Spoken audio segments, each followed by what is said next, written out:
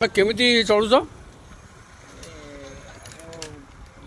Handicap ଲୋକ ହଁ ମୋ ଆମର ଗୋଟେ ମାଉସୀ ପୁଅ ଅଛନ୍ତି, ତାଙ୍କ ପାଖରେ ରହିକି କାମ କରୁଛି। ସମ୍ପୂର୍ଣ୍ଣ ଭଲ ଲୋକଙ୍କ ଭଳିଆ କାମ କରିପାରେନି, ନ କରିପାରିଲେ ବି ସେ ଭାଇକି ସହଯୋଗ କରେ, ତା ଜରିଆରେ ସଂସାରଟାକୁ ମୁଁ ଚଳେଇ ପାରୁଛି। ଆମର ପରିବାରରେ 7 ଜଣ ଅଛନ୍ତି, ଯାହା ହେଉଛି ଦୁଃଖ କଷ୍ଟ ହେଇକି ଆମେ ଚଳି ଯାଉଛୁ। ଚଲା ଗାଡ଼ି ଚଲା। ଆଉ ଗାଈଟି ରଖିଛି, ଗାଈ ପାଇଁ